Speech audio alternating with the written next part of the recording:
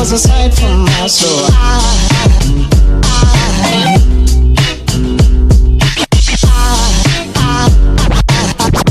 There goes aside, there goes aside. Now there goes aside from my soul. There goes aside from my soul.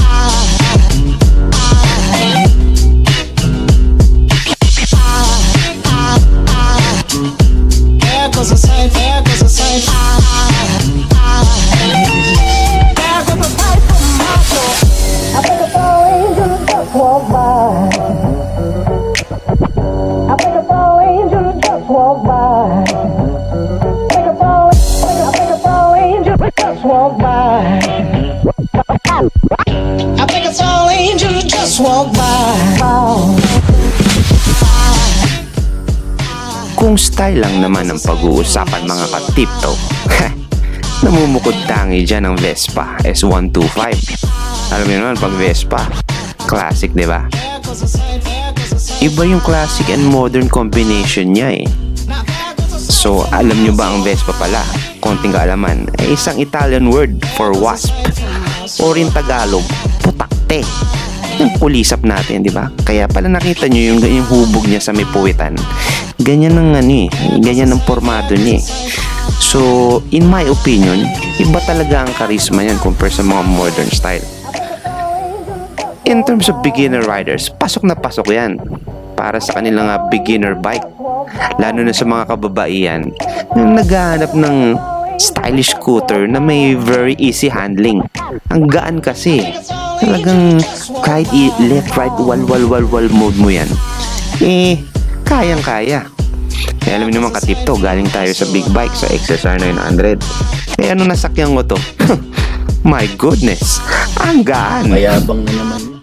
And speaking of design naman, mga ka-tiptoe, advantage talaga niya yung classic design na kahit tumagal pa yan ng 3, 5, 10, maybe 15 years, hindi malalaos. Panahon pa ni daddy at lolo yan eh. Ng mga noon pa, usong-uso na yan. Kaya lalo ngayon binalik yung design niya. Patok na patok yan ngayon eh. Ginawa pang modern and classic itong Vespa S125. Kaya fresh na fresh yan sinasabi ko sa inyo compared sa mga Japanese brands. Ngayon may kayabangan. Ang tanong, bakit nga ba ang mahal ng Vespa? Ano mo naman nalaman? Ang Vespa kasi premium brand yan. Yan lang naman ang Harley Davidson sa scooter world. Sa halagang 148,000 pesos na tumataginting yan. Mahal talaga siya para sa scooter category. Considering lahat ng mga Japanese manufacturers, price starts at 60 to 70k. Pero si Vespa lang ang umabot ng halos 150k, diba? Pero si Vespa S125 ang pinakamadaling way to get into the world of Vespa ownership. Yun lang. Diba? Para naman sa feature ni Vespa S125, LED headlights na yan, mga tiptoe. Digital LCD screen para dun sa Trip A, Trip B odometer. Naka-built-in USB charging port na rin para sa mga cellphones natin and small gadgets. Glove box yan, very functional kasi kasyang-kasya ang half-face na helmet. Meron din yung dalawang bag hooks, yung dyan sa may front seat and then dyan sa may panel para dyan sa mga ma-maximize nyo yung floor area. Meron mga yung mga pinamili dyan naka-plastic. Mamaya pakita natin yan sa up close review. Seat height nga pala mga ka-tiptoe, 30.9 inches. So para sa mga 5'6 and a half na height, katulad ko, medyo tiptoe ako dyan. Wala yan pong okay. Usog lang ng konti yung puwet sa harap para ma-platform. Sa engine naman, 125cc air-cooled single-cylinder 4-stroke 3-valve fuel-injected gasoline engine. What a mouthful, no? 10 horsepower at 7,600 RPM yan. Us Mariosep. So mga ka-tiptoe, back now up close and personal dito sa Vespa S125. Review natin mga special feature niya. Yan, built-in LED headlights. Yan, kaya ang liwanag niyan. Di ba? Yan ang mga modern na headlights ngayon.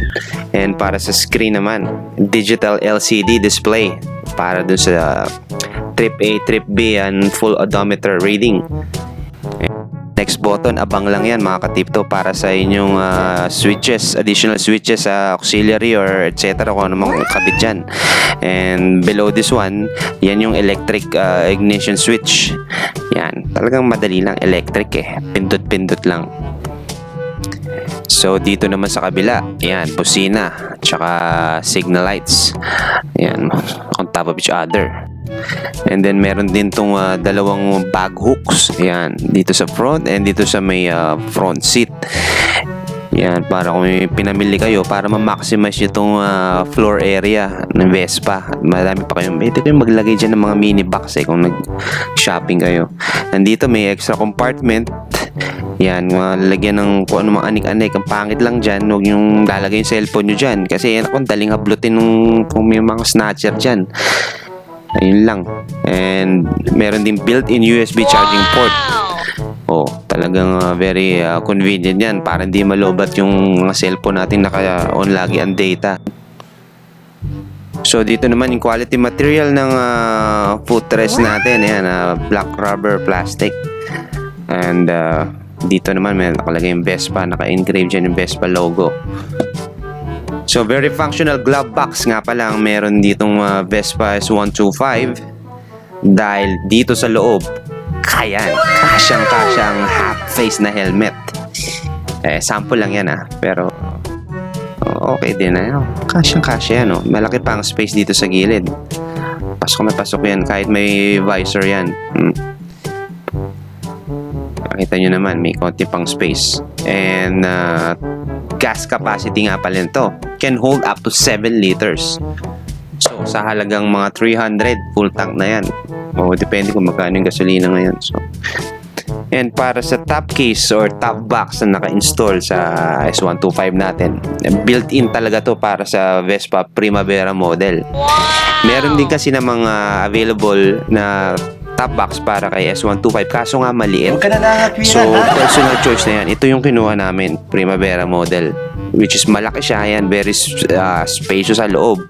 And dito kasya na ang full face na helmet kasi nga sa malaki siya. Yan. So personal choice nyo yan ito yung pinili namin kasi nga naka-add siya sa size nung total length nung Vespa.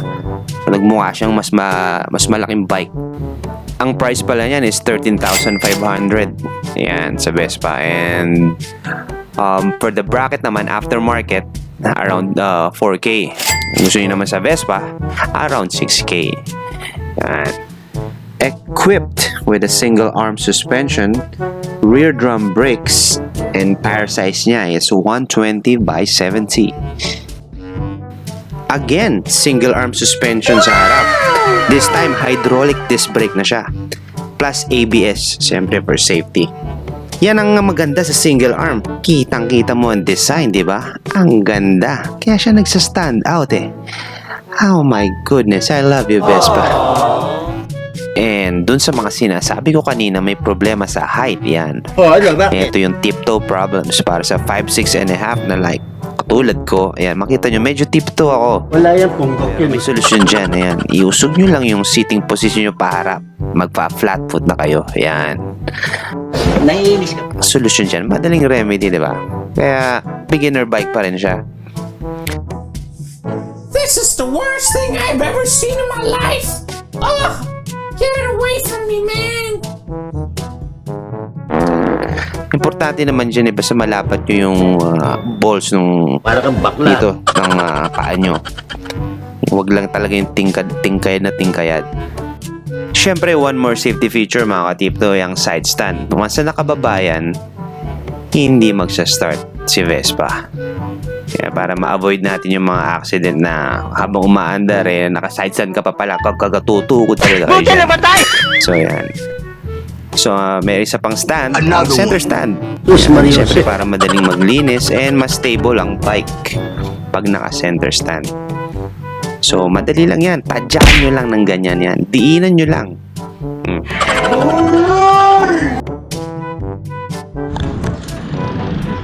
sound check muna tayo. Yan.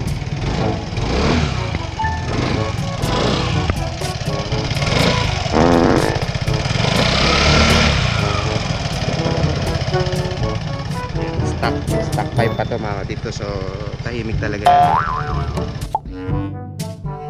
Katipto, test natin ng front ABS brakes ito at saka rear brake, okay?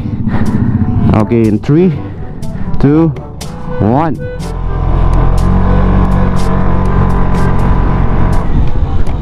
Oh, nice ABS. One more.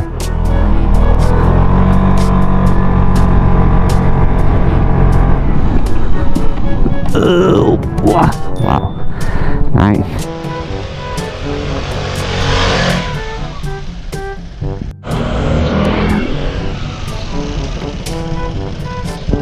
Testing naman for rear brake. So ang rear brake nito ay drum brake. So no ABS ha.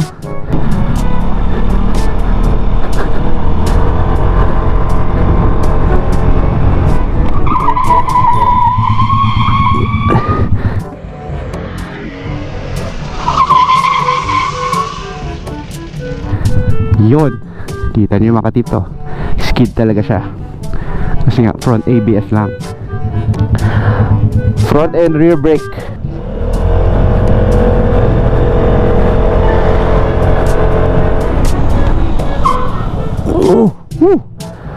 Lakas. Ayos. Vespa, shoutout to you, galing. So yan, para sa 125 cylinder. Wag lang kayo mag full rear brake only kasi nakakita nyo naman kayo na Kasalanin mo yan, lagi kayo lalo mayabang. kung buhangin o mabasa.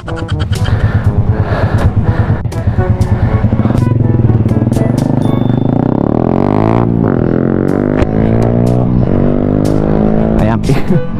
At 10 horsepower, oh my god.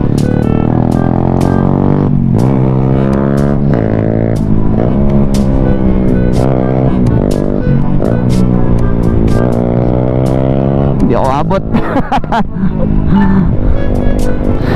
So again, thank you for watching mga katipto. And again, sa susunod na vlog, don't forget to subscribe ha. One Clash Moto Vlog. Shout out to the Weekday Warriors and Guns No Moto. And see you on the next vlog. God bless. Ciao.